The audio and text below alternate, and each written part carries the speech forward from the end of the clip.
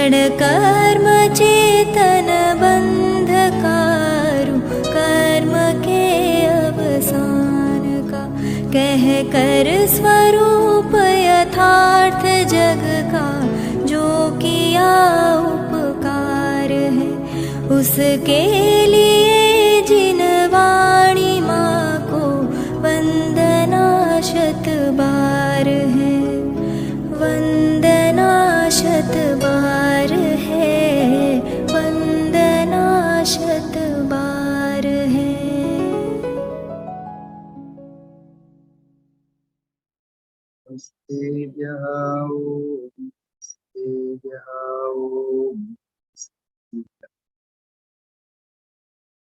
नमो अरिहन्ताणं नमो सिद्धाणं नमो आयर्याणं नमो छायाणं नमो लोये सौवसा। मंगलम भगवान वीरो मंगलम गौतमो वही मंगलम कुंद कुंदारयो जय सर्वमंगल मांगल्यम सर्वकल्याणकारकम प्रधानम सर्वधर्माणां जैनम जयतुषास्ति जैनम जयतुषास्ति। बने परमात्मा हो शांति सारे देश में, देश ना सर्वोदयी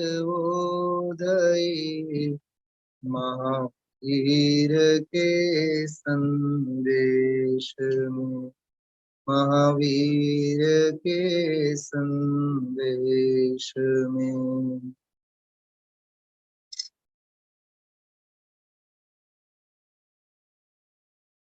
कृपाळु देवनी अद्भुत वैराग्यमयी रचना अपूर्व अवसर उपरना स्वाध्याय આપણે કરીએ છીએ। 4 છંદ પૂરા થયા છે। 5મો કાવ્ય આપણે ગઈકાલે શુક્રવારે શનિવારે થોડીક એની સામાન્ય ચર્ચા આપણે લીધી છે। શરૂઆત ત્યાંથી જ આપણે કરીએ, પછી પરમાત્મ પ્રકાશને આધારે જે વિષય બિંદુ આવ્યા એની પણ ચર્ચા સાથે લઈશું। संयमना हेतुथी योग प्रवर्तना स्वरूप लक्ष्य जिन आज्ञाधीन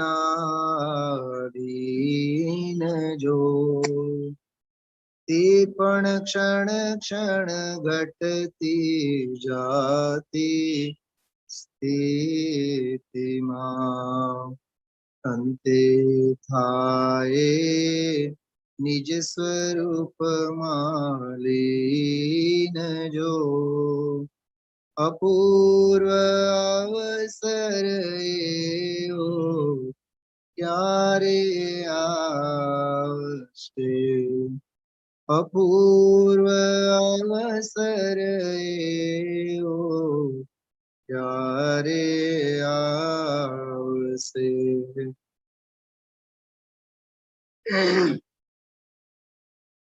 आत्म साधक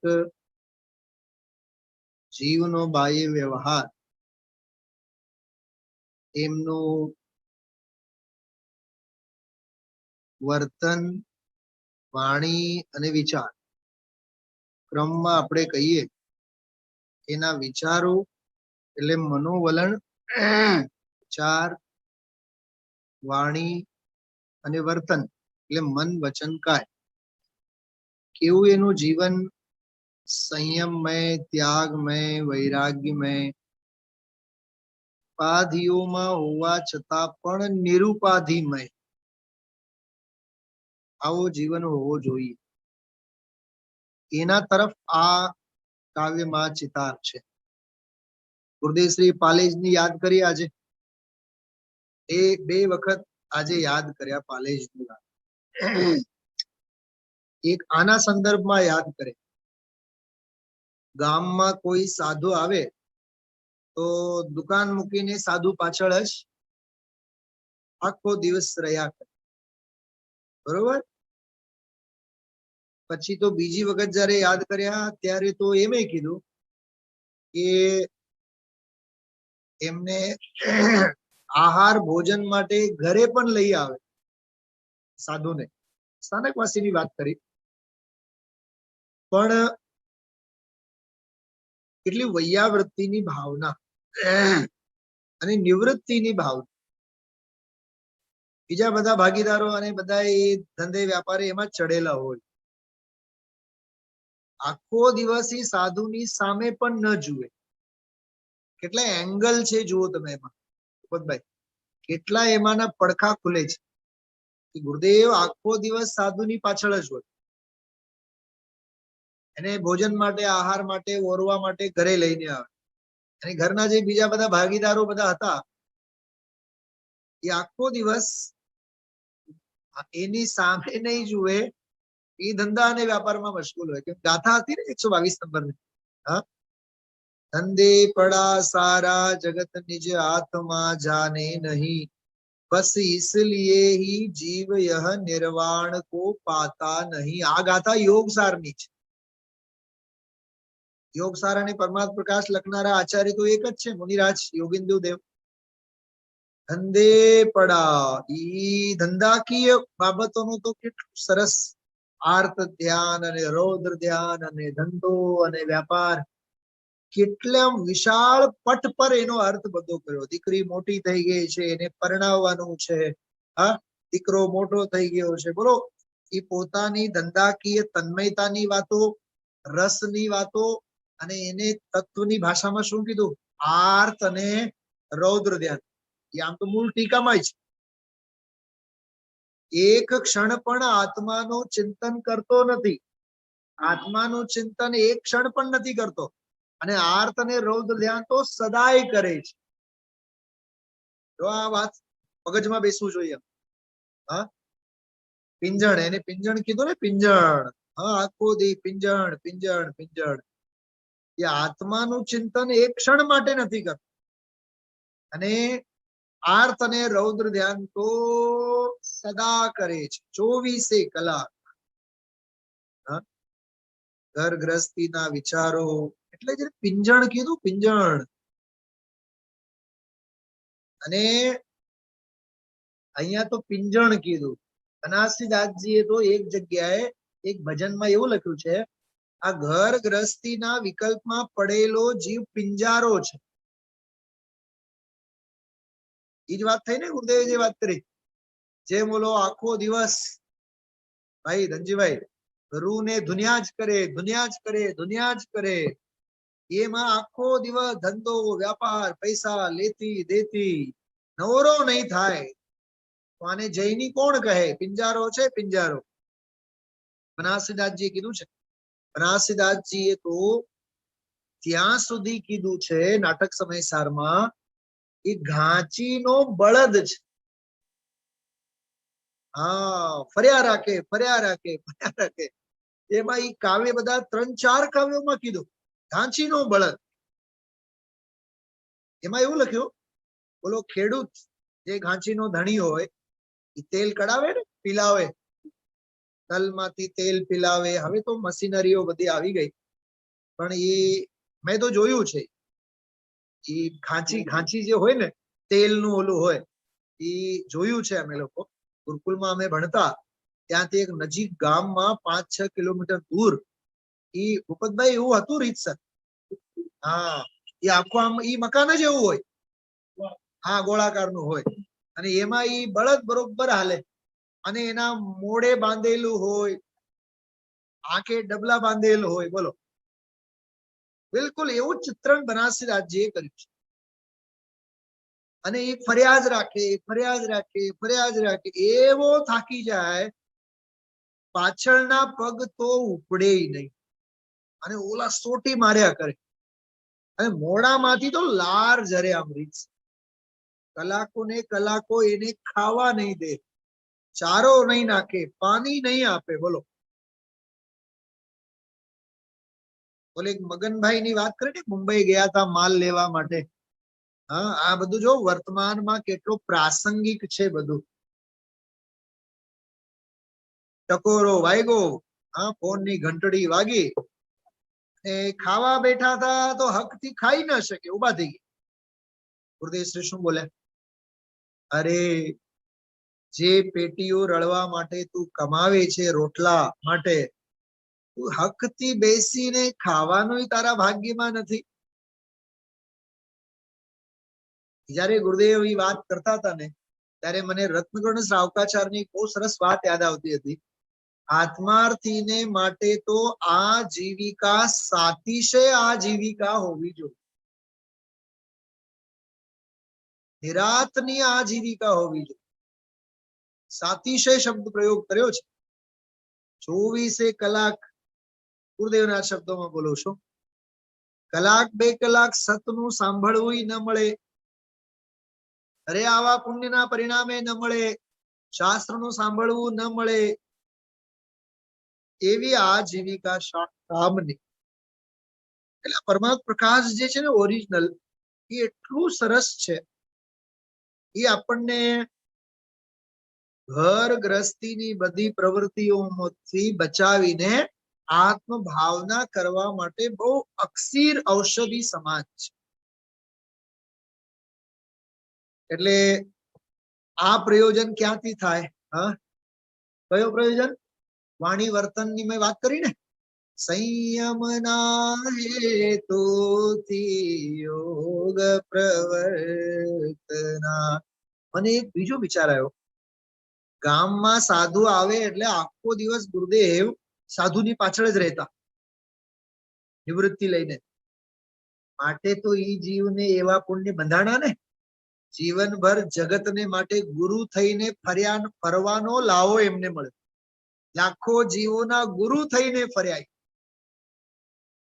નિવૃત્તિ નિવૃત્તિ નિવૃત્તિ નિવૃત્તિ, ક્યાંય કોઈ પ્રવૃત્તિ ને. અરે વિચારો થોડું, સોનગઢમાં રહ્યા છતાં પણ સોનગઢના સંકુલન અંગે કોઈ પોતે પ્રવૃત્તિ નહીં કરે. એક પાઈ દાન માટે કોઈ સામે એમને હાથ નહીં ફેલાવ્યો કે સભામાં કીધું નહીં. સંકુલન બને છે, તમે આપો એમાં પૈસા, બહુ ધર્મની પ્રભાવના થશે, નહીં. ગાદીએ બેસીને જે ધર્મની પ્રભાવના કરે એ સાચી ધર્મ પ્રભાવના. બાકી મકાનો બકાનો જે કાંઈ, મકાન એટલે પરમાકમ મંદિર વગેરે, એના માટે એક પાઈ હું નહીં ઉઘરાવીશ. સાંભળો છો બધાએ? એક હજી બીજી વાત યાદ આવી. બાપુજી રામજીભાઈ બાપુજીને ગુરુદેવે શું કીધું હતું? આજે એક નવી વાત આવી. ઓલા બેરિસ્ટર, શું નામ બોલ્યા? મગનભાઈ નામ બોલ્યા કઈક. ઈ જે બેરિસ્ટર હતા, ઈ તો ભણેલા ગણેલા એટલા. હા, ગીજુભાઈ. હા, ગીજુભાઈ નામ બોલ્યા, ગીજુભાઈ. તો ગીજુભાઈ જો એક તરફ તો વકાલત તો એટલો મોટો ભણેલો છે, બેરિસ્ટર થયેલા છે, તો એ કે ઘરના રોટલા ખાય. એનો અર્થ શું? ઘરના રોટલા ખાય એટલે કાંઈ પૈસા જ નહીં રળે, આવક કાંઈ નહીં.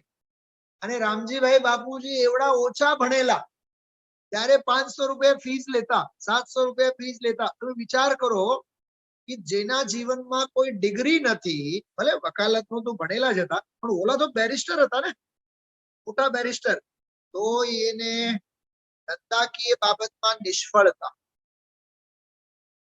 અને રામજીભાઈ ભલે ને વકાલતનું ભણેલા હતા, પણ એના તુલનામાં તો કાંઈ નહોતા ને, તોય એને એટલી બધી આવક હતી. અરે આમાં ગુરુદેવ એમ કહેવા માંગતા હતા, પાલવમાં પુણ્ય હોય તો રોટલા રળે. તારે કઈ ડિગ્રી બિગ્રી કઈ થવાનું નથી. મને બધા આમ મીરાબાઈ, નરસિંહ મહેતા કઈ યુનિવર્સિટીમાં ભણેલા હતા? અરે આનંદગંજી ની વાત કરું. આનંદગંજી કઈ યુનિવર્સિટીમાં ભણેલા હતા? સમજાય છે? ગઈકાલે સાહેબ કોક વાર આપણે વિસ્તારથી વાત કરશું. સિદ્ધ ચક્ર વિધાન છે ને, સિદ્ધ ચક્ર વિધાન. બેન શૈલાબેન સાંભળજો, સાંભળવા જેવું છે. સિદ્ધ ચક્ર વિધાન છે ને એનો એક સ્પેશિયલ લેક્ચર હતો. આપણો સ્વાધ્યાય પૂરો થયો 8:30 8:30 પછી 9 થી 10 લેક્ચર હતો. હીર સાગરજી કરીને એક વિદ્વાન છે અમારા, બહુ મોટા વિદ્વાન છે, દિલ્હી યુનિવર્સિટીમાં પ્રોફેસર છે. જે દિવસે એનું વ્યાખ્યાન હોય તે દિવસે ચોક્કસ મને મેસેજ આપે. પછી એ વ્યાખ્યાનો પછી આપણી ચેનલ ઉપર પણ હું મૂકું છું. કાલે પછી રહી ગયો. આજે હવે હમણાં 11-12 વાગે કવિ સંતલાલ અંગે 2 લેક્ચર એમણે લીધા છે. ગઈકાલે બીજો હતો, ગયા અઠવાડિયે પહેલો થયો. ગઈકાલે એની ઘણી બધી વાત કરી કે આ કવિ સંતલાલ જે કવિ હતા એ રૂડકી કરીને જે નોર્થ ઇન્ડિયામાં જે એક શહેર છે ત્યાં રૂડકીમાં ભૂપતભાઈ ઇન્ડિયામાં સૌથી પહેલા એન્જિનિયરિંગ કોલેજ હતી છે આજની તારીખમાં. એ કોલેજનું નામ છે થોમ્સન કોલેજ. એ થોમ્સન કોલેજના ફર્સ્ટ બેચના વિદ્યાર્થી હતા. એ 1885-80 ની વાત છે. 1880 માં તો એ જતા રહ્યા. 1850 ના ગાળામાં ફર્સ્ટ બેચના એન્જિનિયર વિદ્યાર્થી હતા. કોણ? કવિ સંતલાલ, જેમણે આપણે સિદ્ધ ચક્ર વિધાન વાંચીએ છીએ. સાંભળ્યું કંઈક? હવે અંગ્રેજોના કાળ પહેલાના તમે વિચાર તો કરો, આવડા મોટા એન્જિનિયર જે બીજી ઘણી બધી પણ કવિતાઓ લખતા, પણ ત્યાંથી પછી નીકળીને તેઓ આ કવિતા લખી. કવિ સંતલાલે સિદ્ધ ચક્ર વિધાન આવડું સરસ મજાનું વિધાન લખ્યું. એમના 3-4 પદોની ચર્ચા ગઈકાલે, 4 ભજનોની ચર્ચા એમણે કરી. એમાં એક એક ભજન જુઓ. અત્યારે બધો વિષય બહુ વધારે થશે એટલે હું અત્યારે નથી લેતો. કોકવાર રાત્રિના સ્વાધ્યાયમાં એ મેં બધા સ્ક્રીનશોટ પાડીને રાખ્યા છે મારી પાસે. એટલો અદ્ભુત કવિ સંતલાલ. સિદ્ધ ચક્ર વિધાનનો તો આપણે લાભ લીધેલો જ છે.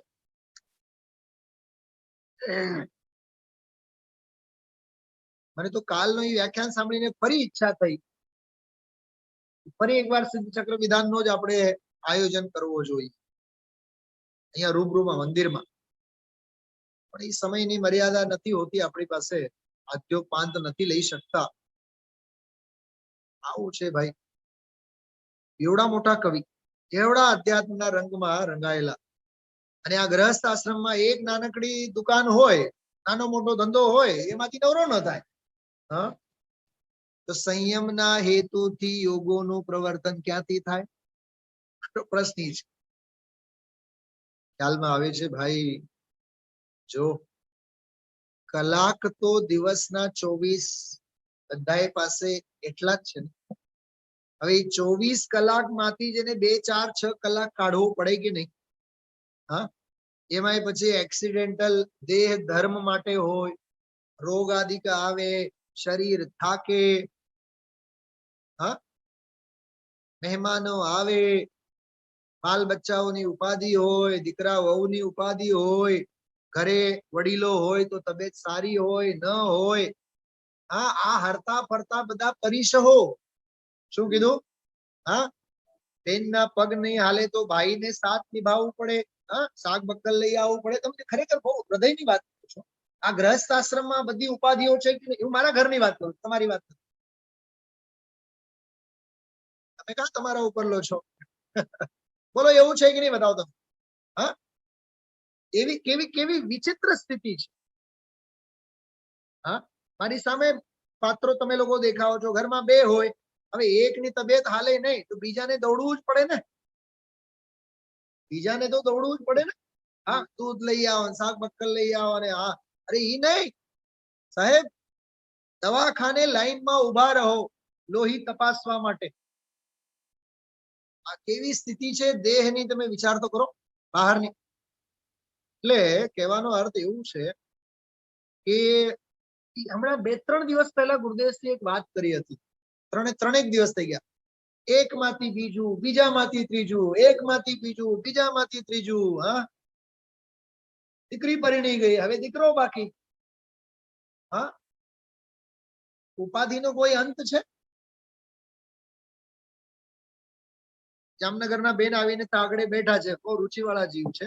એટલે મને સહેજ વાત યાદ આવી.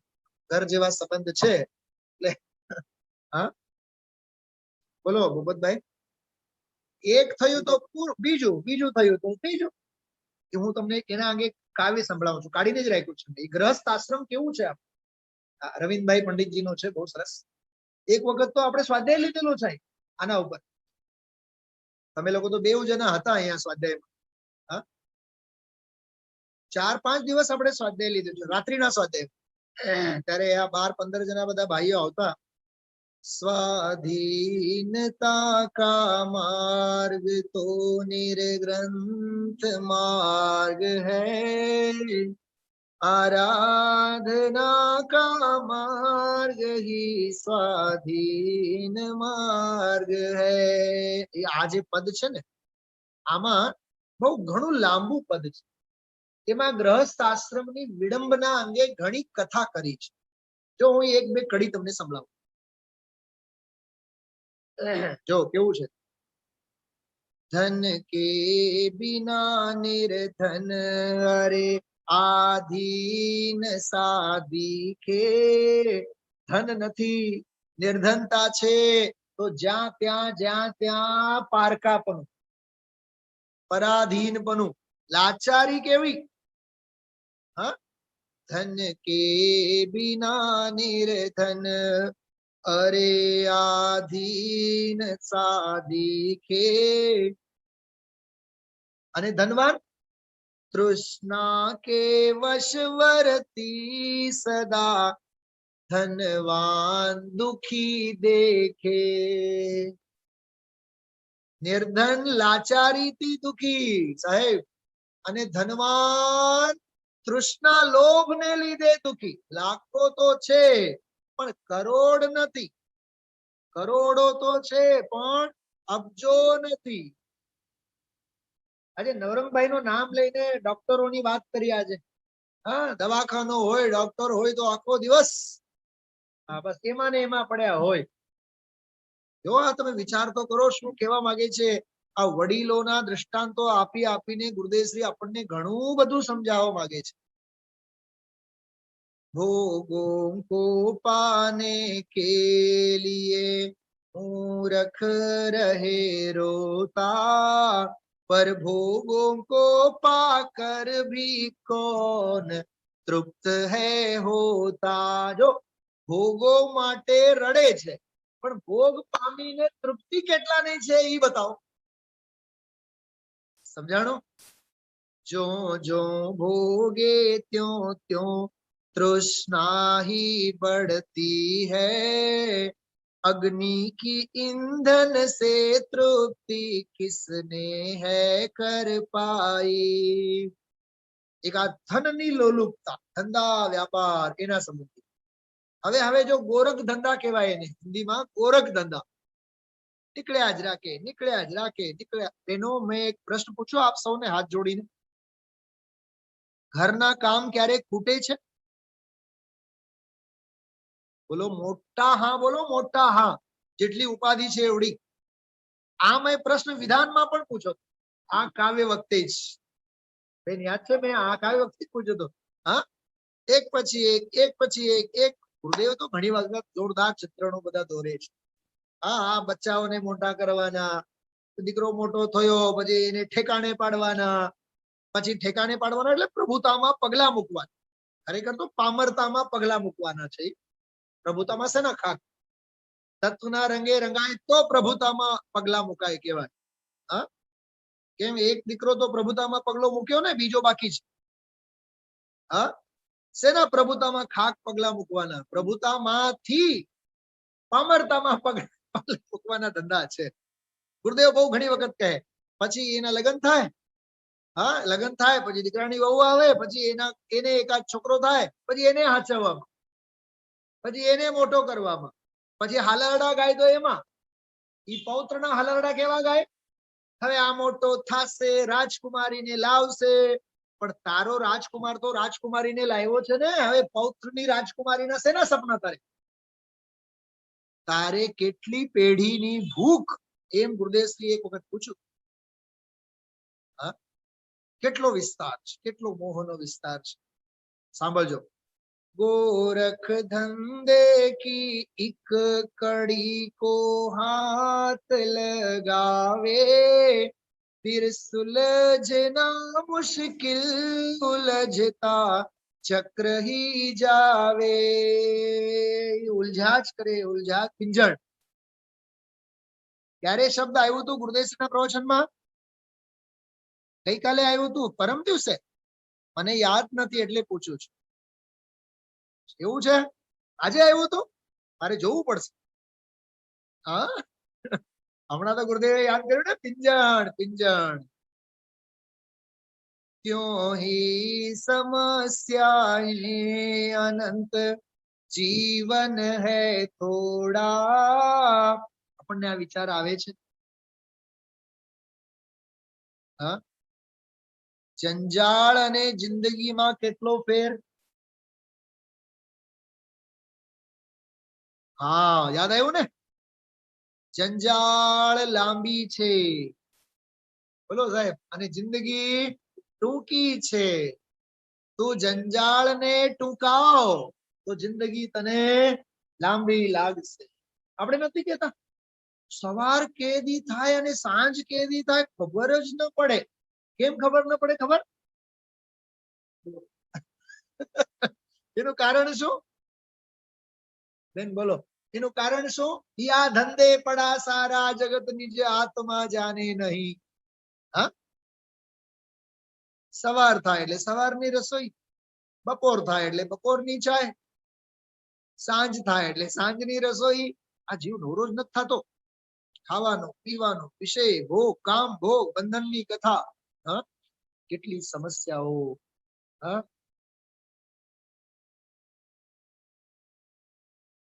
क्यों ही समस्याएं अनंत, जीवन है थोड़ा, सुलझाने की आकुलता में जीवन होवे पूरा। શું કીધું? અરે એને સુલઝાવા સુલઝાવાના ચક્કરમાં જીવન પૂરું થાય। પછી ગતિ કેવી થાય જો?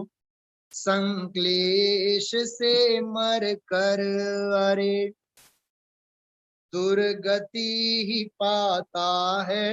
આજે આવ્યું ને ઉપદેશના પ્રવચનમાં, નરક નરક તિર્યંચ આદિકમાં 84 લાખ યોનિઓમાં જાય।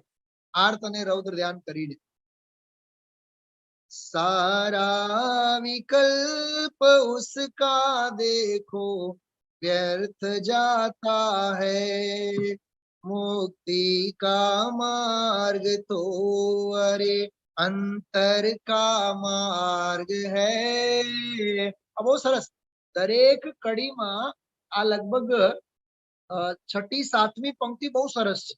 દરેક કડીમાં मुक्ति का मार्ग तो अरे अंतर का मार्ग है, आराधना का मार्ग ही स्वाधीन मार्ग है, स्वाधीनता का मार्ग तो निर्ग्रंथ मार्ग है, आराधना का मार्ग है, स्वाधीन मार्ग है। हजी एक બે લીટી તમને ગાઈને બતાવું, બહુ મજા આવે, બહુ હૃદયને સ્પર્શે એવી છે, લખી રાખવા જેવી, મોડે કરવા જેવી છે।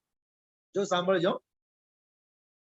जो भोगों का है दास, શું કીધું? जो भोगों का है दास, वह सब जग का दास है। જે ભોગોનો દાસ છે એ જગતનો દાસ। जो भोगों से उदास, जो भोगों से उदास, प्रभुता उसके पास है। समझाए तो समझो। શું કીધું? આ જે ભોગોનો દાસ છે એ જગતનો દાસ છે, અને જે ભોગોથી ઉદાસ છે એ જિનેન્દ્ર ભગવંતનો દાસ છે, ધર્મનો દાસ છે, આત્માનો દાસ છે। જે આત્માનો દાસ નથી, જગતનો દાસ છે। સરસ છે એનું આ આખું ચિત્રણ હતું ગુરુદેવ શ્રીના પ્રવચન. તો જીવનમાં સંયમ ક્યાંથી આવે? એક વાત સમજો, સંયમ એટલે કોઈ વિશિષ્ટ ક્રિયા એમ નહીં, કોઈ 12 વ્રત અને 28 મૂળ ગુણ એમ નહીં. સંયમથી તાત્પર્ય છે, સાંભળજો, એનો બહુ વ્યાપક અર્થ છે. સંયમ શબ્દનો તાત્પર્ય અને ભાવ એવો છે, ગ્રહસ્થ આશ્રમમાં જે પ્રવૃત્તિમાં રહેવી પડે છે તે પ્રવૃત્તિમાં રહેવી જ પડે છે. શ્રીના શબ્દો નથી. ગ્રહસ્થ આશ્રમમાં કેટલાક કાર્ય તો કરવા જ પડે છે, પણ ઉદાસ ભાવે, વૈરાગ્ય વૃત્તિએ, જળમાં ભિન્ન કમળની જેમ. સમજાણું? ઉદાસ ઉદાસ ઉદાસ વિરક્ત ચિત્તથી વૈરાગ્ય ભાવે હંમેશા આપણે ઉપાધિ સમજીને ઘર ગ્રસ્તીના કામમાં રહેવાનું. એવા જે ભાવ, એનું નામ સંયમ એમ લેવાનું. અન્યાય નહીં, અનીતિ નહીં, આવેગ નહીં. સમજાય છે? આવેગ નહીં, બહુ રસ નહીં. સોનું હોય ને, સોનું ખદાનમાં પડેલું, એ સોનામાં કેટલા બધા કિટ્ટીમાં અને કાલીમાના દોષો પ્રવેશે છે. પિત્તળ સાથે વર્ષો સુધી રહે તોય સોનામાં પિત્તળનો અંશ પણ આવે છે. સોનું તો સોનું જ હોય છે ને. એમ અહીંયા કહે છે, જળથી ભિન્ન કમળની જેમ રહો, घर में ही वैरागी भरतजी, घर में ही वैरागी. ઘરમાં હોવા છતાં પણ વૈરાગી હોય એવા ભાવોનું નામ સંયમ એમ કહું છું. એટલે સંયમ કેવળ કોઈ 12 વ્રત અને, સમજાય છે? જો હજી વાત સાંભળો, બહુ બહુ પ્રસન્નતા થશે સાંભળીને. બહુ એકાગ્રતાથી તત્વની ઉપાસના કરવી એ સંયમ છે.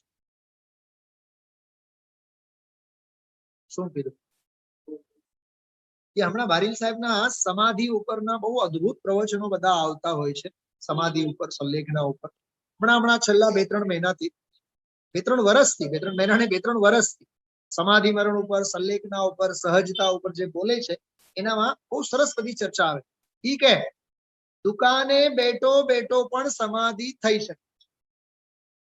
દુકાને બેઠો બેઠો જ નહીં, વ્યાપાર પણ કરતો હોય ને, પૈસાની લેતી દેતી, પણ એમાં પણ જે નીરસપણું જો વર્તતું હોય તો એની સમાધિ સદાય છે. અરે કઠન પડની અંદર, કાચલીની અંદર રહીને પણ અંદરનો ગોળો, આમ જો તમે લોકો બધાય તો આજો, ગોળો કેવો હોય? આમ હોય કે આમ હોય? અંદરનો ગોળો કેવો હોય? આમ. ગોળો છૂટો કેમ પડે? આમ છૂટો પડે કે આમ છૂટો પડે? કરીને બતાવો તો થોડો. આમ ને?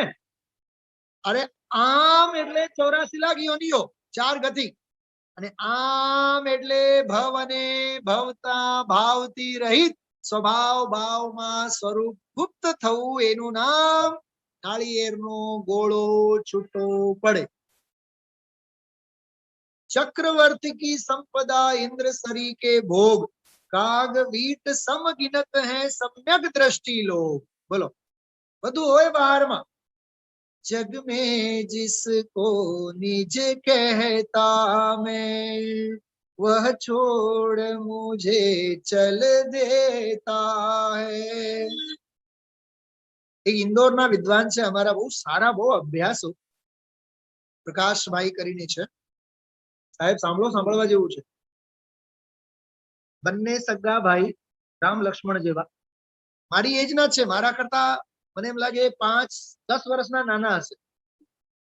અમેરિકામાં સાહેબ, અમેરિકામાં 50-50, 80, 65 લાખના પેકેજ બહુ મોટી મલ્ટીટાસ્ક કંપનીમાં સીએ ના પોસ્ટ ઉપર હતા બંને ભાઈઓ, અને બંને ભાઈઓની પત્નીઓ મોટા મોટા સીએ એન્જિનિયર અમેરિકામાં ચારેય જણા હતા. થોડાક વર્ષો રહ્યા, ત્યાંથી બધું મૂકીને રિઝાઇન કરીને આવ્યા અને ઇન્દોરમાં રહે છે. હવે બહુ સારા પરિચયમાં છે. પ્રકાશચંદજી છાવડા એનું નામ છે, મોટા ભાઈનું નામ. બીજા એક ભાઈ છે વિકાસ, વિકાસ અને પ્રકાશ. હા, વિકાસ છાવડા અને પ્રકાશ છાવડા. વિકાસભાઈ હા, એ બંને સગા ભાઈઓ છે. અરે લાખોનો પેકેજ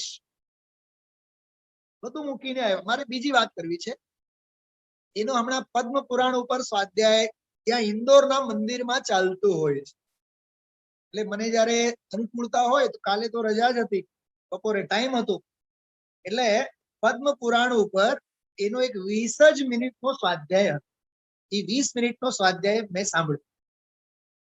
એમાં પદ્મ પુરાણમાં એક બહુ સરસ વાત એમણે કરી કે સીતાના વિયોગમાં રામચંદ્રજી હવે નીકળે છે. ક્યારે? ઓલા લંકામાં નહીં, લંકાથી તો રાવણ પાસેથી લઈને આવ્યા છે, ત્યાર પછી અયોધ્યા આવ્યા, એમ રાજ તિલક થયું, અને સીતાજીને બીજી વખત જયારે જંગલમાં મૂકી આવવા માટે કૃતાંત વક્ર સેનાપતિને કહે છે ને, કૃતાંત ચક્ર સેનાપતિને, તો એ જયારે જંગલમાં જાય છે, તો ખબર નહીં રામને રહી રહીને સીતાને ચિંતા થાય છે, સીતાની ચિંતા થાય છે. તો સીતાને શોધવા માટે જાય, તો સામેથી દેવો મળે છે. દેવોને કહે છે કે તમે જાઓ, મારી સીતાને શોધીને લાવો. કેવું સાંભળવા જેવું છે. જે સીતાને હા પોતે ધક્કા મારીને કાઢ્યા, માયાચારીથી એને જંગલમાં મોકલ્યા, એ સીતાની શોધમાં નીકળે છે. દેવો કહે કે ભાઈ કઈ મળતી નથી, મળતી મળતી મળતી નથી. પછી માંડ મળી. હવે શું થયું ખબર? મળી તો ખરી સીતા, પણ ધવલ વસ્ત્રમાં અર્જિકાની પર્યાયમાં મળી.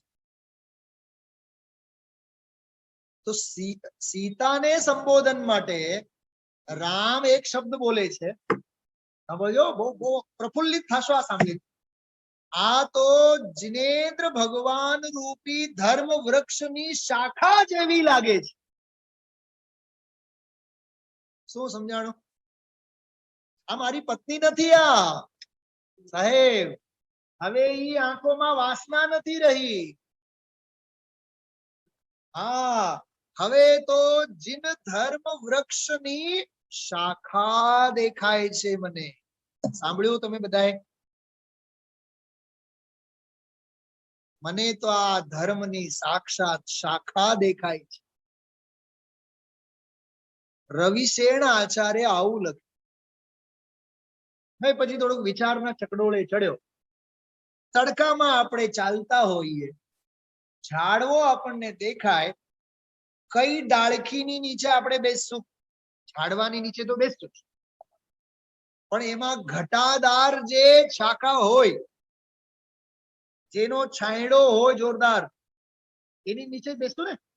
રામના ચિત્તમાં એવા ભાવ થાય છે કે હવે તો આ સીતા મૈયાની નિશ્રામાં આપણે સાધના કરવી જોઈએ.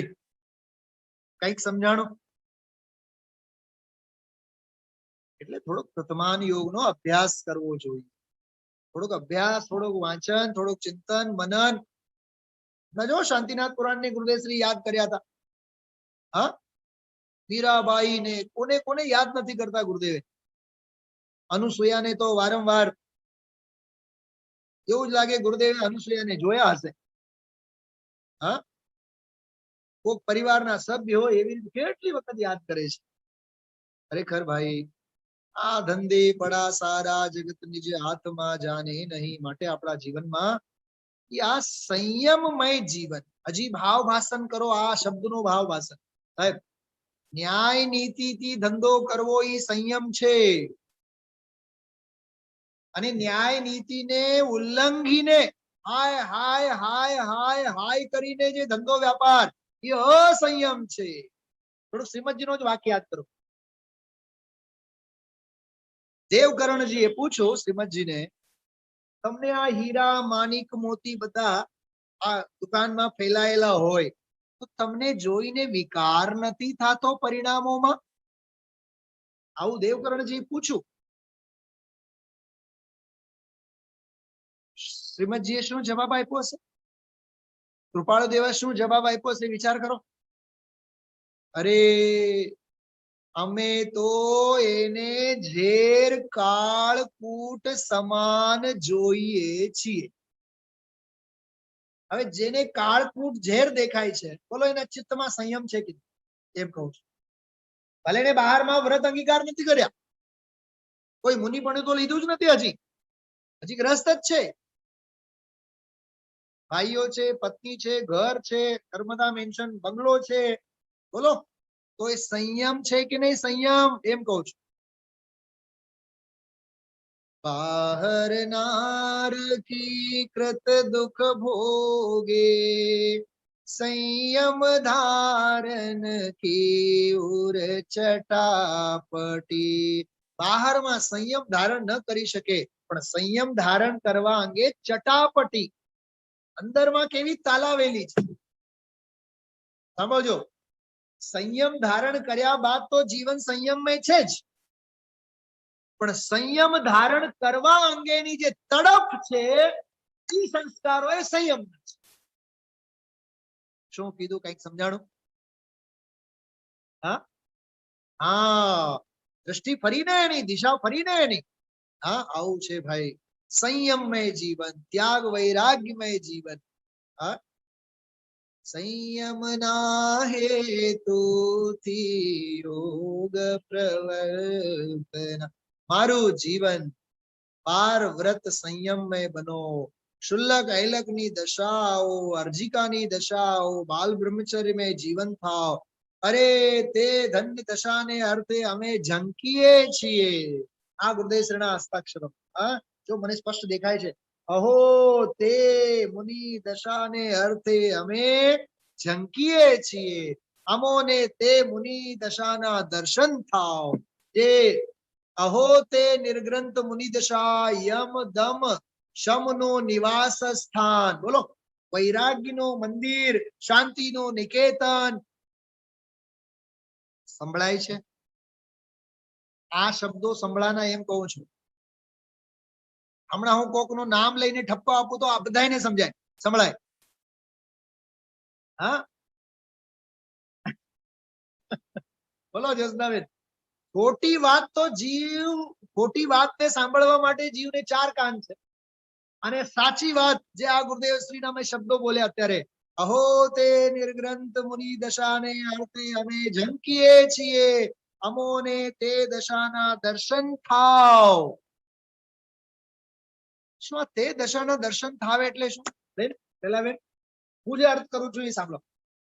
એટલે મને જે મારા આનંદ માટે અર્થ કરું છું, તે દશાના દર્શન થાવ એટલે કોક સામે મુનિ આવે અને દર્શન થાવ એમ નહીં. મારી મુનિ દશાના મને દર્શન થાવ એટલે હું મુનિ બનીને વિહાર કરું. ગુરુદેવ જો હોત તો ગુરુદેવ શ્રીના કાનમાં મેં આવો અર્થ ચોક્કસ કીધું હોત. ગુરુદેવ તમે આવું કહેવા માંગો છો. સમજાય છે? હા, આવો અદ્ભુત અર્થ છે. संत साधु बन के विचरूं वह घड़ी कब आएगी. आएगा वैराग्य मुझको इस दुखी संसार से. साहेब लागे છે સંસાર દુખી? હા, आएगा वैराग्य मुझको इस दुखी संसार से. આવો ભાઈ જીવનમાં વૈરાગ્ય, વૈરાગ્ય, ત્યાગ વૈરાગ્યની વૃત્તિએ જીવનનું મહાલવું, એનું નામ સંયમના હેતુથી યોગોનું પ્રવર્તન. નિપુણ થયા બાદ તો જીવન જ સંયમમય છે. ત્યારે તો પૂછવું જ શું ઈ તો પછી તીર્થંકર ભગવંત સર્વજ્ઞ ભગવંતોના તો મોટા દીકરા. ઈ તો કોણ છે? જ્યેષ્ઠ પુત્ર છે. ઈ તો જિનેન્દ્ર ભગવંતના, તો તીર્થંકરોના. આ સમ્યક દર્શન થઈ જાય તો ઈ તો નાના દીકરા લઘુનંદન. નાટક સમય સાર. અહીંયા તો એમ કીધું, તું જયારે જીવન જીવે છે ને ત્યારે લઘુનંદન બનવા માટેના અભિપ્રાયે જીવન જીવ. એનું નામ સંયમના હેતુથી યોગ પ્રવર્તના. એક સમયનો દુઃખ તને સહન નથી થાતો તો તું શા માટે 8 કર્મ કરે છે? આ પ્રશ્ન આપણી જાતને આપણે પૂછવાનું ભાઈ. આવો આ અદ્ભુત અપૂર્વ અવસર સાથે આ મેળ મેળવીને આપણે આ બધો અર્થ કરીએ છીએ. ખૂબ સરસ. પરમાત્મ પ્રકાશમાં પરમ વૈરાગ્યની બધી ભાવના. અપૂર્વ અવસર તો વૈરાગ્યની રચના અદ્ભુત છે જ. વિશેષ પછી લેશું.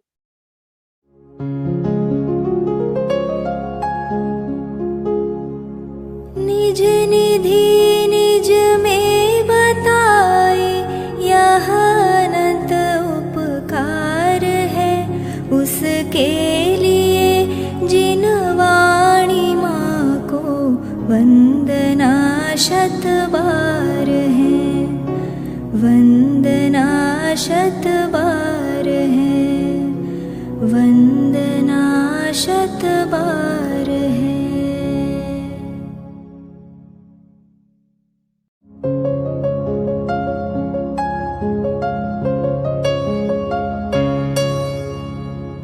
जिन वाणी भारती तो ही जपो दिन रैन जो तेरी शरणा गहे सो पावे सुख चैन। जा वाणी के ज्ञान ते सूझे लोकालोक सो वाणी मस्तक नवो सदा देत हो ढोक सदा देत हो